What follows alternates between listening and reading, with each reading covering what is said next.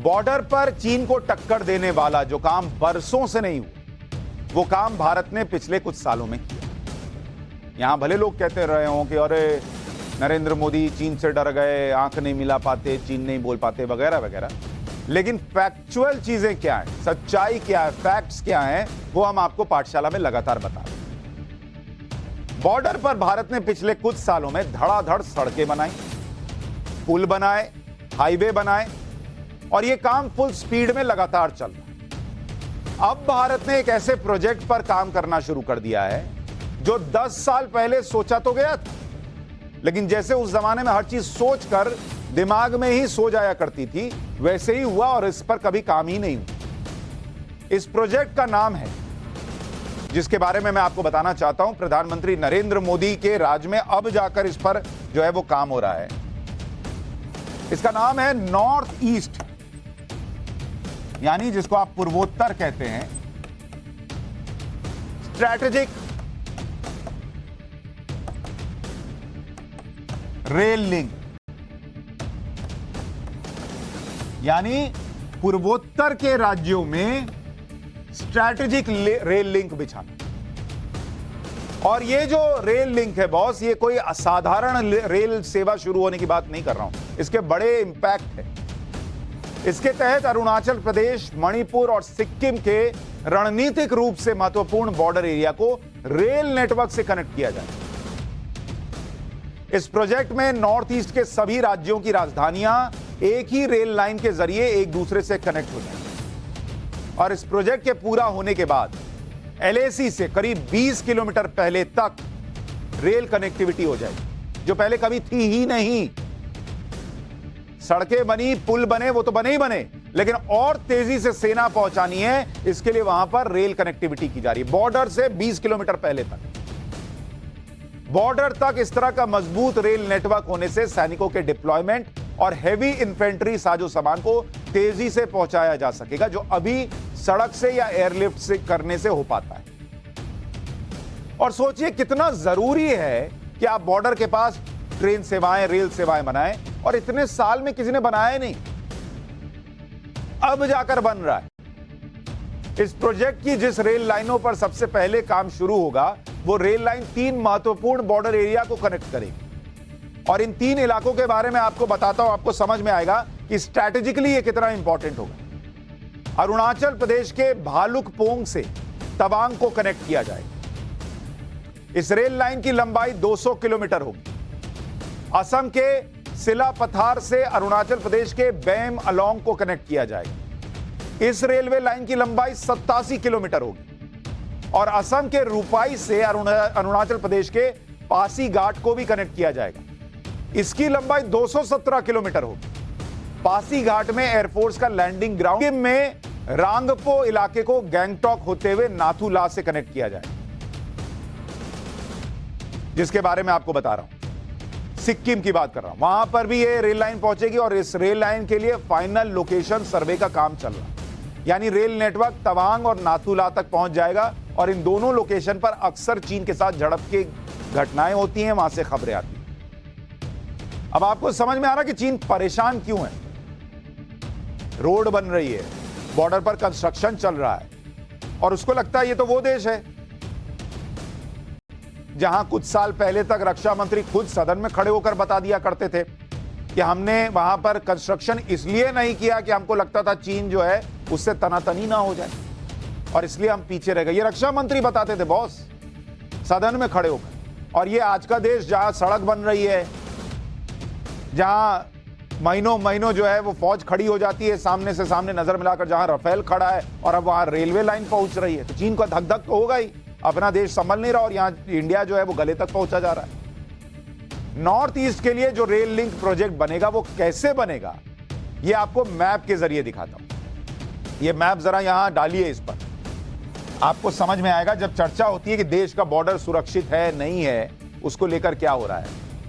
इस बॉर्डर में जो आप देख रहे हैं, ये आपको अरुणाचल प्रदेश दिख रहा है, ठीक है। और जो आप इसमें ये वाली लाइन देख रहे हैं, ये पूरी लाइन, ये जो काली लाइन आप देख रहे हैं, यहां से तवांग, ईस्ट कोमेंग, अपर सुबनसिरी, वेस्ट सियांग, टूतिंग, अपर सियांग, और ये दिबांग वैली, देसल, और ये सारा होते होते विजयनगर म्यांमार के पास जो है वहां तक जा रही है। ये पूरी लोकेशन वो है जहां रेलवे लाइन बन रही है। भालुकपोंग से तवांग, सिलापथार से बाम होते हुए अलोंग असम के रूपाई से पासीघाट तक। और जो आप ये जो हरी लाइन देख रहे हैं, ये हरा हिस्सा देख रहे हैं, वहां पर नॉर्थ ईस्ट के राज्यों की राजधानियों को जोड़ने वाली रेल लाइन बनी। गुवाहाटी, ईटानगर, अगरतला में पहले से रेल लाइन है। इंफाल और आइजॉल में इस साल रेल लाइन शुरू हो जाएगी, जबकि नागालैंड की राजधानी कोहिमा में 2026 तक रेल लाइन बन जाएगी। और ये देख रहे हैं, ये पूरा बॉर्डर का एरिया है। ये अरुणाचल फ्रंटियर हाईवे देख रहे हैं, ये इधर आप तिब्बत देख रहे हैं, यहां देखिए ये पूरा चाइना है, और इधर म्यांमार देख रहे हैं। तो ये काम चल रहा है बॉर्डर पर बॉस, और लोग कहते हैं बताइए क्या हो रहा है। ये आपको स्ट्रैटेजिक रेल लिंक दिखा रहा हूं, जिसमें आपको दिखेगा कि किस तरह से चीजें बन रही है। सिक्किम देख रहे हैं, नाथुला आपको दिखा रहा हूं, यहां आपको तवांग दिख रहा है, यहां अलोंग दिख रहा है, और ये आपको जो हरी लाइन दिखा रहा हूं कैसे असम में देखिए, यहां गुवाहाटी है और ये होते हुए जा रही है अगरतला। इस प्रोजेक्ट में सबसे अहम रेल लाइन भालुकपोंग से तवांग तक की रेल लाइन, और ये इसलिए इंपॉर्टेंट है क्योंकि तवांग से एलएसी की दूरी लगभग 20 किलोमीटर है। तवांग तक रेल लाइन बनाना बहुत चुनौतीपूर्ण होगा। ये रेल लाइन 10,000 फीट की ऊंचाई पर बनेगी। पहाड़ी इलाका होने की वजह से रेल लाइन पर कई सुरंग बनानी पड़ेगी, और वहां चीन पॉपकॉर्न की तरह उछलना शुरू करेगा जैसे ही रेलवे प्रोजेक्ट पर काम शुरू होगा। और उसको पता है, अभी थोड़ा सा तवा गर्म हुआ, उछल रहा है, क्योंकि उसको पता है ये सब शुरू हो गया। इस प्रोजेक्ट के एक हिस्से का फाइनल लोकेशन सर्वे भी हो चुका है। फाइनल लोकेशन सर्वे में यह देखा जाता है कि रेलवे ट्रैक कहां से होकर गुजरेगी और किस लोकेशन पर स्टेशन बनाया जाना है। लोकेशन सर्वे फाइनल होने का मतलब होता है कि प्रोजेक्ट फाइनल हो गया है। लोकेशन सर्वे की रिपोर्ट रेल मंत्रालय पास करेगा और उसके बाद केंद्र सरकार मुहर लगा देगी। यह प्रोजेक्ट सेना के लिए बड़ा इंपॉर्टेंट है, और इसके बारे में सेना ने कब सोचा था? 2010-11 में सेना ने इस प्रोजेक्ट के बारे में सोचा, लेकिन प्रोजेक्ट पर काम ही शुरू नहीं हो पाया। जैसे हमें कभी फाइटर जेट्स नहीं मिले, हथियार कैसे मिले हुए थे वो भी अभी आपको बताऊंगा। सुनेंगे तो हैरान रह जाएंगे कि सेना को किस तरह के हथियार पिछली सरकारों में दिए गए थे और अब क्या स्थिति।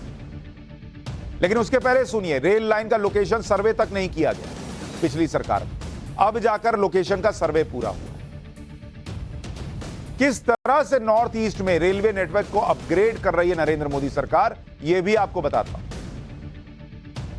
2014 से 2022 अगर आप देखेंगे, 193 किलोमीटर रेल ट्रैक को ब्रॉड गेज में अपग्रेड किया गया। 386 किलोमीटर, 386 किलोमीटर यह नई लाइन बिछाई गई।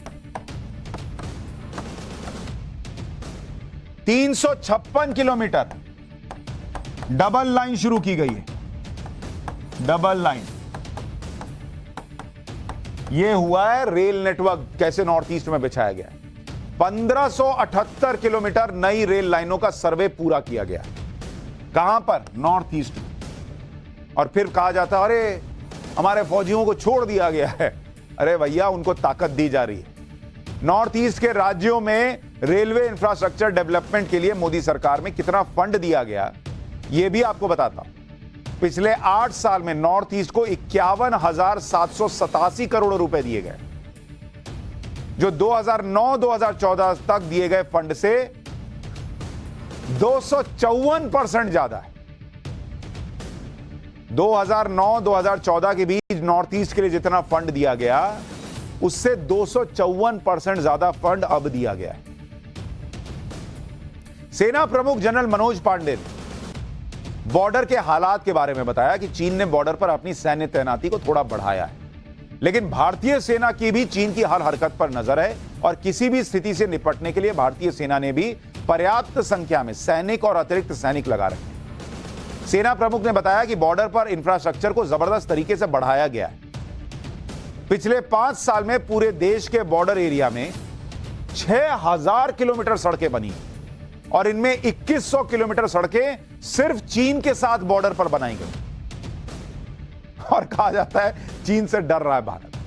सैनिक और सैन्य साजो सामान की आवाजाही के लिए बॉर्डर पर नए पुल बनाए गए हैं, यह सेना प्रमुख ने बताया। पुराने पुलों की मरम्मत की गई है। अरुणाचल प्रदेश में 1800 किलोमीटर लंबे फ्रंटियर हाईवे पर काम बढ़ाया गया है और इस प्रोजेक्ट के लिए रकम दे दी गई है। काम शुरू हो गया है। पिछले कुछ अरसे में लद्दाख में 55,000 भारतीय सैनिकों के रहने के लिए ऑल वेदर शेल्टर बनाए गए, जिसमें वो सैन्य साजो सामान के साथ रुक सकते हैं।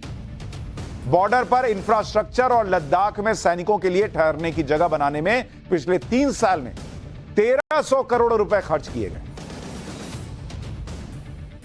इतना ही नहीं, अब सुनिए, सैनिकों को सुविधा मिले, ऑल वेदर उनके लिए शेल्टर बनाए जा रहे हैं, बॉर्डर पर इंफ्रास्ट्रक्चर मजबूत हो रहा है, लेकिन सैनिक को भी कैसे मजबूत किया जा रहा है ये सुनिए।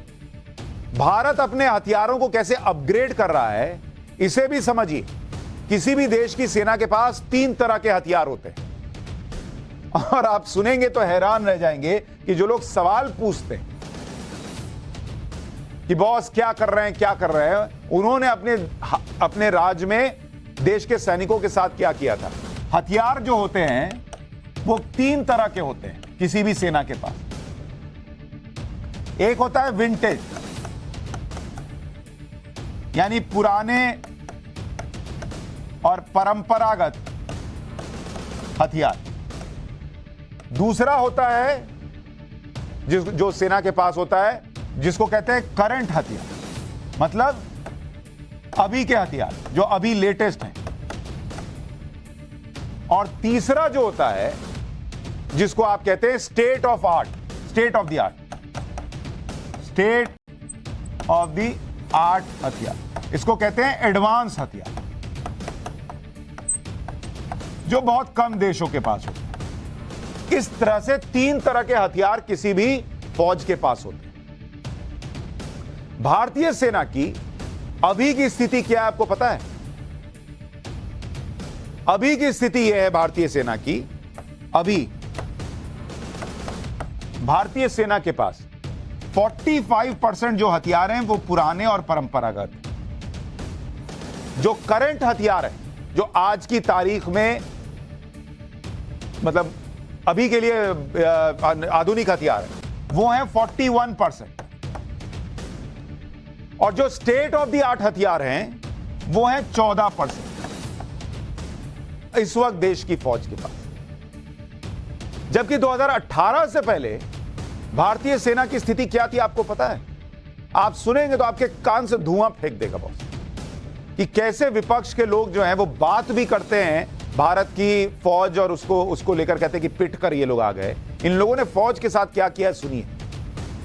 2018 में यही स्थिति, जो पुराने और विंटेज हथियार थे, देश के पास जो हथियार थे उसमें 68% हथियार 2018 के वक्त पुराने और परंपरागत।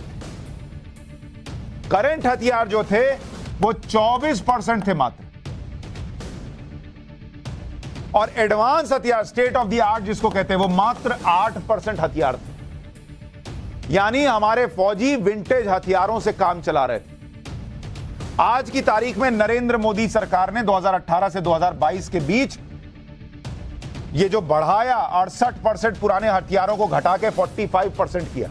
और आप कहेंगे 2018 में क्यों किया? क्योंकि बॉस आते ही कोई हथियार नहीं दे देता। उसके लिए आपको जो है हथियार खरीदने के लिए कोटेशन मंगाओ, ताबड़तोड़ काम करो। वो जो 2014 से 2018 के बीच काम हुआ, उसका नतीजा अब आपको दिख रहा है कि पुराने हथियार घटे हैं, करंट हथियार जो है वो 24% से बढ़कर 41% हो गए हैं, और स्टेट ऑफ द आर्ट हथियार जो आधुनिक हथियार है वो 8% से बढ़कर 14% है आज की सेना के पास। यानी देश की सेना को मजबूत किया गया। और टारगेट क्या रखा है नरेंद्र मोदी ने आपको पता है? टारगेट ये रखा है, टारगेट क्या है? टारगेट नरेंद्र मोदी ने सेट किया है कि पुराने हथियार को हम ले आएंगे 20% पर घटाकर। जो करंट हथियार है इसके लिए टारगेट रखा है कि इसको 35% पे ले आना है, 41% से और घटाकर। और जो स्टेट ऑफ द आर्ट हथियार हैं इनको बढ़ाकर 45% पर ले जाना है, ये इनका प्लान है। इस तरह से देश की फौज के लिए काम हो रहा है। प्रधानमंत्री नरेंद्र मोदी भारतीय सेना को आधुनिक हथियारों से लैस पड़ते हैं और इसके लिए श्रीलंका ने 1/3 सेना को ही कम कर दिया। श्रीलंका अपने सैनिक घटाकर अगले साल तक 1,35,000 कर देगी। 2017 से 2019 के बीच श्रीलंका में 3,17,000 सैनिक हो गए थे। अब 2030 तक श्रीलंका अपने सैनिकों की संख्या घटाकर सिर्फ 1 लाख कर देगा, क्योंकि श्रीलंका को देश चलाने के लिए आईएमएफ से लोन लेना पड़ रहा है और आईएमएफ की शर्तें यही होती हैं कि सरकारी कर्मचारियों को कम करो, टैक्स बढ़ाओ, सब्सिडी घटाओ, घाटे वाली सरकारी कंपनियों को बेचो, जिससे लोन चुकाने की स्थिति में कोई देश आ सके। तो उन्होंने अपनी फौज घटा दी कि फौजी घटाओ, इनको पैसा नहीं देना पड़ेगा। इसी तरह से पाकिस्तान का हाल है। पाकिस्तान भी दिवालिया होने की स्थिति में है और इसका असर वहां सेना के बजट पर पड़ रहा है। 2022-23 में पाकिस्तान का डिफेंस बजट पाकिस्तान की जीडीपी के 2.8% से घटकर 2.2% हो गया। जब पाकिस्तान के पास पैसे नहीं होंगे तो सेना पर खर्च क्या करेगा, क्योंकि वो तो आतंकवादियों पर पहले ही बहुत खर्च कर चुका है, जिसकी भुगत रहा है। पाकिस्तान की हालत तो यह है कि उसे सऊदी अरब और यूएई से नया लोन मिला तो उसकी जान में जान आई। मैंने आपको पहले ही बताया था, ये लोग कटोरा लेके घूम रहे हैं, कहीं से तो कुछ मिल जाए कि घर चला सके। ये लोन पाकिस्तान की लाइफलाइन बना है। यूएई और सऊदी अरब से हाथ पैर जोड़कर पाकिस्तान किसी तरह से $4 अरब की मदद लेने में कामयाब हो गया है। ये लोन इसलिए अहम है क्योंकि पाकिस्तान का विदेशी मुद्रा भंडार गुरुवार को मात्र $4.3 अरब के क्रिटिकल लेवल पर पहुंच गया था। पाकिस्तान के पास जितना विदेशी मुद्रा भंडार है उससे पाकिस्तान का 1 महीने से भी कम का काम चल सकता था, लेकिन पाकिस्तान के आर्मी चीफ सऊदी अरब से और पाकिस्तान के प्रधानमंत्री शहबाज शरीफ यूएई से किसी तरह से मदद खींच के ले आए। अब ये चलेगा कितने दिन, ये भी बड़ी बात। यूएई ने ऐलान किया कि पाकिस्तान को जो उसने $2 अरब का लोन पहले दिया था और जिसकी पेमेंट फरवरी मार्च में होनी है, उसे रोल ओवर कर दिया। इसके अलावा यूएई के दौरे पर गए पाकिस्तान के प्रधानमंत्री शहबाज शरीफ को यूएई ने भरोसा दिया कि पाकिस्तान को $1 अरब की अतिरिक्त मदद मिलेगी। यूएई से $3 अरब हासिल करने के अलावा पाकिस्तान को सऊदी अरब से भी $1 अरब की मदद मिल गई है। सऊदी अरब ने पाकिस्तान को कहा है कि वो $1 अरब की तेल सप्लाई डेफर्ड पेमेंट पर कर देगा, मतलब उधार पर दे देगा। यानी तेल अभी पाकिस्तान खरीद ले, बाद में पेमेंट कर दे। उनको भी पता है लौटेगा नहीं, इनसे पैसा नहीं मिलना है, चलो चला रहे हैं काम। पाकिस्तान का हाल देखिए कि क्या है। पाकिस्तान में लोग 2 वक्त की रोटी के लिए संघर्ष कर रहे हैं। आटे के लिए मारामारी का आलम यह है कि सैकड़ों लोगों की भीड़ लग जाती है, बोरी के लिए नोचा नोची हो जाती है, धक्का मुक्की होती है, लोग एक दूसरे को नाले में धकेल रहे हैं। वहां भी देखिए कैसे नाले में लोग एक दूसरे को फेंक दे रहे हैं। गुस्सा आ जा रहा कि मुझे क्यों नहीं आगे बढ़ने दिया, तो नाले में गिरा दिया। ये इस वक्त पाकिस्तान का हाल है और मैंने आपको दिखाया कि क्या देश में बॉर्डर पर हमारी तैयारी है और किस तरह से देश के सैनिकों को आधुनिक हथियार दिए गए हैं। आर्थिक मोर्चे पर तो हम मजबूत दिख ही रहे हैं, बॉर्डर के मोर्चे पर भी हैं बॉस।